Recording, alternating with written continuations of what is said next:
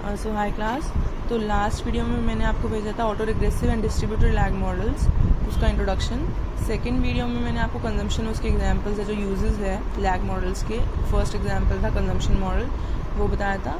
उसके 2-3 और एग्जांपल्स हैं, बट वो आपको शामलाल वाली बुक में से करना है। तो मे बी मैं उसकी लाइव क्लास एक दिन लूँगी तो उसमें वो बता दूँगी, और या फिर मैं उसकी वीडियो बना दूँगी, सेंड कर दूँगी। बट आज जो हम स्टार्ट कर रहे हैं that is Koyck approach to distributed lag models. Generally जो आपके estimation of distributed lag models के जो आपके मॉडल जो होते हैं वो है 2, दैट इज़ एडॉक एस्टिमेशन और एक है कोएक एस्टिमेशन। ठीक है, लेकिन जो हम आपके सिलेबस में है वो है कोएक मॉडल, और ये सिंपल एक ही मॉडल है अगर आपके सिलेबस में, तो यही सबसे इंपॉर्टेंट है इस पूरी यूनिट में। 16 मार्क्स में ये मॉडल पक्का आता है, या फिर ये और एक आगे और आएगा एडाप्टिव और पार्शियल। लेकिन हम कह रहे हैं जो आपका सबसे इंपॉर्टेंट मॉडल आता है एस्टिमेशन के लिए वो आता है कोएक डिस्ट्रीब्यूटेड लैग मॉडल। तो अब हम स्टार्ट करेंगे the Koyck approach to distributed lag models. ठीक है, अब कोएक है जो उसने हम कह रहे हैं एक मेथड दिया है for the estimation of distributed lag models कि अगर डिस्ट्रीब्यूटेड लैग मॉडल होता है तो उसका एस्टिमेशन हम कैसे कर सकते हैं। ठीक है, उसमें क्या है, बट उसने क्या बोला है, उसमें कुछ एजम्पशंस नहीं है कि जो आप बीटा लोगे इसमें, जो आपका यहाँ बीटा होगा, जो बीटा कोफिशिएंट्स होगा, उसका जो साइन होंगे वो सबके सेम रहेंगे। मतलब कि अगर आपका बीटा कोफिशिएंट्स अगर नेगेटिव में है तो सब नेगेटिव रहेंगे, और अगर पॉजिटिव है तो सब पॉजिटिव। वो डिपेंड करेगा आपका वेरिएबल्स पे, कि मान लो अगर आप डिस सेविंग्स ले रहे हो, ठीक है, तो वो सब नेगेटिव में चलेगा। अगर आप कोई पॉजिटिव वेरिएबल ले रहे हो तो आपके कोफिशिएंट्स भी पॉजिटिव रहेंगे। बट अल्टीमेटली क्या होगा, जो आपके बीटा कोफिशिएंट्स हैं उनका साइन क्या रहना चाहिए, सबका सेम। तो फर्स्ट एजम्पशन तो ये है। दूसरी एजम्पशन ये है कि जो ये बीटा के या जो कोफिशिएंट है द डिक्लाइन ज्योमेट्रिकली, मीन्स कि करंट ईयर वाला, फिर उससे नेक्स्ट प्रीवियस ईयर, फिर उससे नेक्स्ट प्रीवियस ईयर, ये सब का जो बीटा है, जो कोफिशिएंट्स हैं द डिक्लाइन ज्योमेट्रिकली। ठीक है, तो ये इसकी मेन एजम्पशन है। तो हम कहेंगे जो आपका जो बीटा की वैल्यू है, एक जनरलाइज स्टैंडर्ड फॉर्म जो वैल्यू है वो क्या है, beta K is equals to beta naught lambda की power K, where K is equals to 0 1 till infinity. ठीक है, वेर अब आपको जो चीज़ें याद रखनी है वो क्या है, लेमडा है। लेमडा यहाँ पर क्या बोलते हैं हम उसको, रेट ऑफ डिक्लाइन और डिके। जैसे हमने बोला ना यहाँ पर कि जो ये बीटा की वैल्यू है, जो बीटा के है दैट डिक्लाइंस ज्योमेट्रिकली, तो जो लेमडा है वो शो करता है आपका रेट ऑफ डिक्लाइन, मतलब किस रेट से ये बीटा के डिक्लाइन कर रहा है।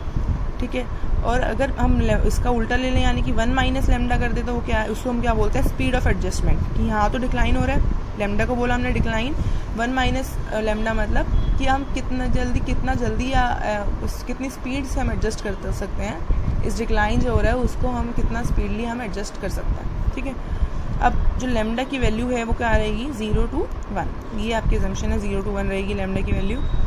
अब ये क्या कहते हैं, अब देखो एक चीज़ देखो, अगर आप जैसे पहले इस टेबल से समझो, अगर बीटा नॉट, फिर बीटा 1, बीटा 2, बीटा 3, बीटा 4, अब आपको दिख रहा है जब आपने बीटा नॉट की वैल्यू तो सेम रहेगी, बीटा नॉट की यहाँ पर अगर आप बीटा नॉट है आप सेम वैल्यू रहेगी।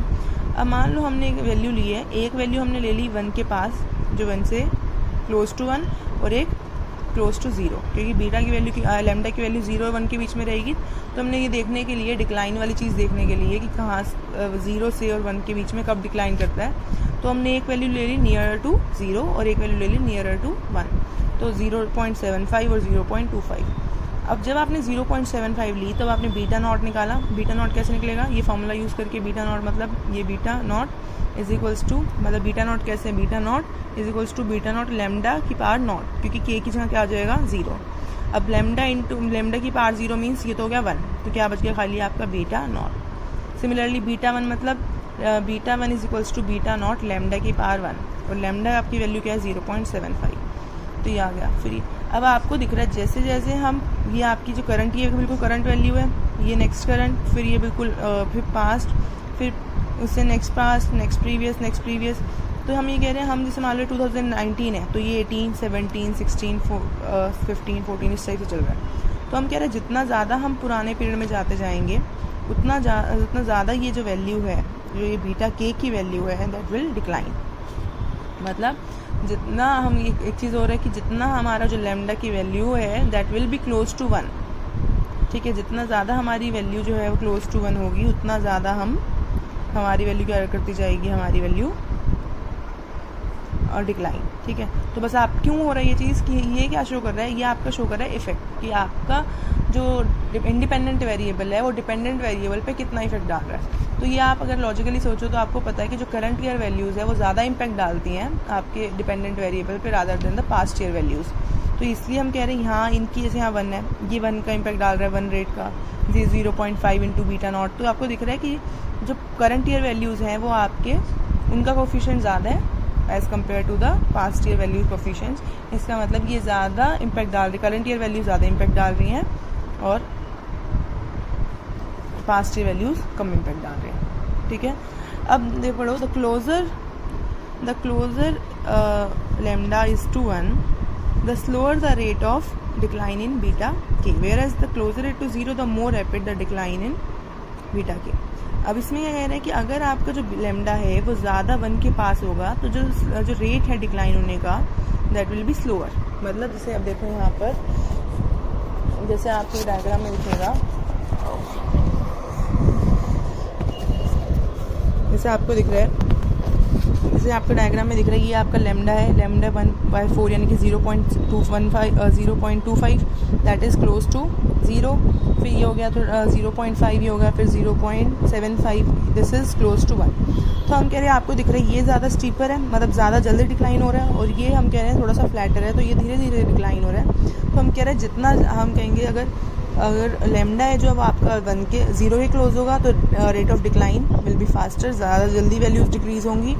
और अगर आपका लैम्डा की वैल्यू 1 के पास है तो आपका जो डिक्लाइन, रेट ऑफ डिक्लाइन है, स्पीड है डिक्लाइन होने की, वो थोड़ा सा वो कंपैरेटिवली स्लोअर होंगी, धीरे धीरे होंगी। ठीक है, अच्छा अब हम कहते हैं यहाँ पर ही इंश्योर्स दैट कि अब हम कह रहे हैं अगर हम इसको हम सम करेंगे, मतलब beta not plus beta 1 plus beta 2 plus beta 3 until beta के, तब हमका सम कैसे आएगा। अभी हमने बताया था कि ये जब डिक्लाइन करता है ज्योमेट्रिकली तो आप देखोगे, जैसे मान लो, एक मिनट देखते हैं, जैसे मान लो beta not plus beta 1 plus beta 2 till beta K. अब बीटा नॉट की वैल्यू क्या है, बीटा 1 की वैल्यू मतलब बीटा 1 मतलब लैम्डा 1 बीटा नॉट, तो ये क्या हो जाएगा lambda 1 beta not. Similarly lambda 2 beta not. आपको दिख रहा है बीटा नॉट कॉमन आ रहा है तो बीटा नॉट हम कॉमन ले सकते हैं, आगे अंदर क्या बचेगा 1 plus lambda 1 plus lambda 2 plus lambda की पावर 3। ठीक है, ठीक। अब आपको दिख रही है क्या बन गई आपकी जीपी, ज्योमेट्रिक प्रोग्रेशन। ठीक है, अब आप कैसे कर सकते हो, इसका सम करना हो तो इसका फॉर्मूला क्या होता है, 1 बाय मतलब a by 1 minus R. R means जो कॉमन फैक्टर है, कॉमन रेशियो है। तो क्या कॉमन रेशियो क्या है, आता सबको beta 2 by lambda 2 by lambda that will be lambda. तो ये आपकी जो लैम्डा है that is the common ratio. तो ये अब आपको क्या आ गया, जीपी का सम। यानी कि अगर हम सभी बीटास को ऐड करते हैं, ठीक है, जितने भी कोफिशिएंट्स अगर उनको हम ऐड करते हैं तब आपकी वैल्यू क्या आती है, इसके बराबर। ठीक है,